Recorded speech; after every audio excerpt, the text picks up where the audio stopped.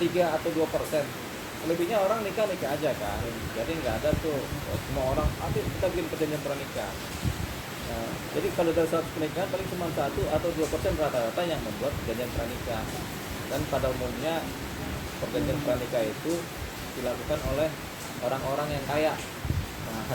Orang kaya lah, orang berduit lah, karena takut dia ada apa-apa. Pada umumnya begitu. Tapi kalau orang yang wilayah biasa aja kayak kita gini ya, mana ada kita bikin nikah aja, cinta nikah kan, nikah nggak ada tuh perjanjian nikah. Tanya aja sama orang-orang yang kelas bawah. Nah, orang-orang yang pada umumnya berduit itu sebagian kecil juga yang melaksanakan perjanjian pernikahan dalam pernikahan. Nah, jadi biar bagaimana tetap ada yang namanya perjanjian pranikah yang memang seringkali dilakukan oleh orang-orang yang punya sentimen kekayaan tertentu, yang mungkin punya duit dan takut atau punya harta, takut hartanya hilang.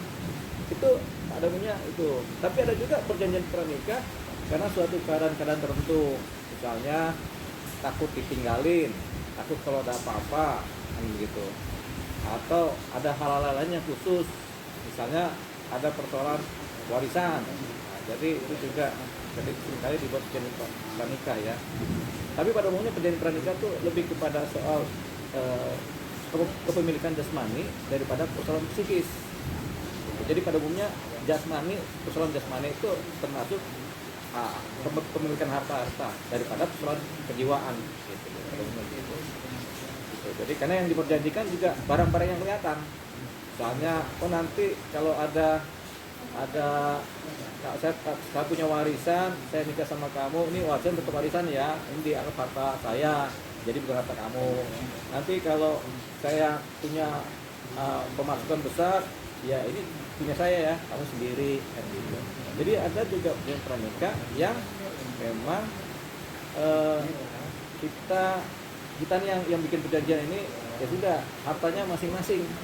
Harta masing-masing itu harta kamu, harta aku nih, kita suami istri nih. Atau maksud dan tujuan apa? Tapi itu boleh. Jadi perjanjian pranikah bisa menghilangkan keberadaan harta bersama. Gitu. Karena diperjanjikan bahwasanya harta masing-masing boleh. Kenapa boleh? Karena sepanjang tidak ditentukan lain perjanjian pranikah, harta itu adalah harta bersama. Tapi kalau ditentukan lain bisa menjadi harta tidak bersama, masing-masing dapat harta. Atau kalau satu udah punya harta ya udah biarin aja. Dia harta jadi nggak boleh diambil sebagai harta bersama atau harta bawaan bersama. Gitu. Nah, apa tuh dasarnya perjanjian pranikah? Yaitu perjanjian yang dibuat berdasarkan kesepakatan para pihak.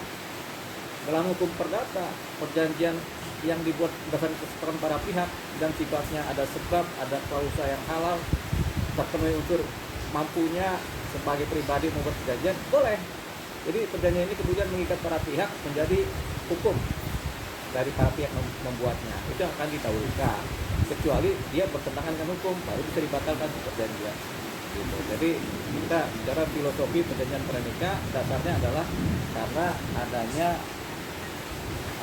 kepentingan khusus yang hanya diketahui oleh mereka yang menikah.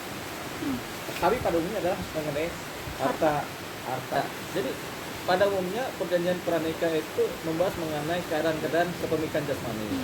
Tapi ada keadaan khusus yang mengenai persoalan psikis, kejiwaan, perilaku, sikap, itu kan persoalan kejiwaan.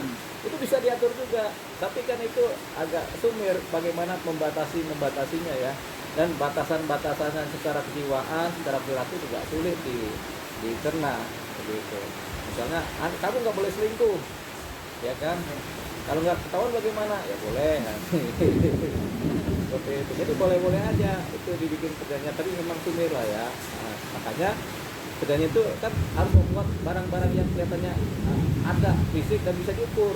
Kalau sikap, perilaku kan susah diukur.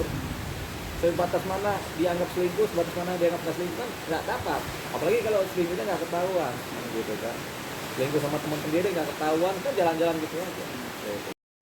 Kita nggak usah terlalu bikin perjanjian pranikah. Kalau misalnya kita mau menikah, kalau dasarnya adalah cinta, ya nggak usah kita bikin perjanjian pranikah. Karena perjanjian pranikah itu seringkali menimbulkan kekhawatiran gitu. Sebelumnya khawatiran. Nah, kekhawatiran itu dasarnya adalah ketidakpercayaan. Orang bikin perjanjian pranikah karena kan tidak percaya. Setiap perjanjian itu orang bikin karena tidak percaya sama partnernya. Jadi bikinlah perjanjian gitu. Nah, jadi si ini juga bikin pranikah karena nggak percaya sama pasangan kita nanti. Ntar dia culas lagi, ntar dia curang lagi, ntar begini panjang.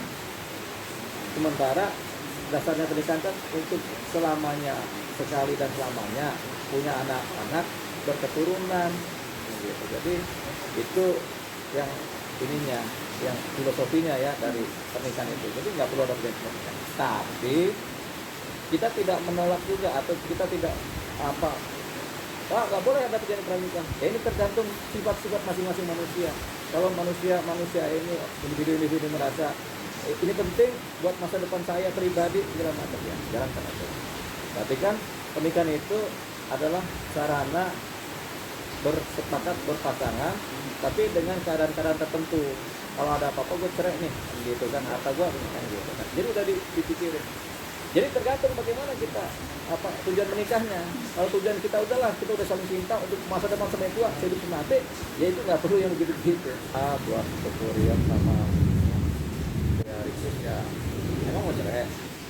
Tidak kan? Ya udahlah, namanya nasib, kita akan tahu kan. Gitu. Kalau udah mau cerai ya monggo lah, cerai yang baik lah kan. Tapi kan udah nggak cocok antara hidup semati itu juga nggak ada kan. Hidup aja udah ribut mau cerai lagi semati gitu. Tapi kan nggak ada yang namanya orang semati bareng gitu. Jadi kan satu kan gitu. Jadi buat pria Riki sama Kuriere ya silakan, tapi ingat anak. Ingat anak ini kan perlu orang tua yang tahu. Anak berapa sih? Cuma satu, apalagi satu anak sama wayang, aduh kasihan banget gitu ya. Bukan kasihan ya, atau ya memang buat anak sih kasihan ya. Kalau buat anak itu kasihan ya. Ya tolonglah diperhatikan anak itu. Ya kalau bisa nggak usah cerai kalau begitu punya anak. Belajar menerima kekurangan dan kelebihan pasangannya ya. Sampai pada titik kalau sudah nggak mampu, apalagi kalau misalnya pasangannya akhirnya melakukan kekerasan terus-menerus, pakcokan kekerasan saya itu baru cerai ya. Tapi kalau nggak pakai tangan atau cuma ngomel-ngomel atau apa ya, belajar untuk menerima kelebihan dan kekurangan pasangannya, kecuali kalau pasangannya itu main tangan. Nah baru ini kekerasan KDRT kan, baru itu udahlah cerai lagi.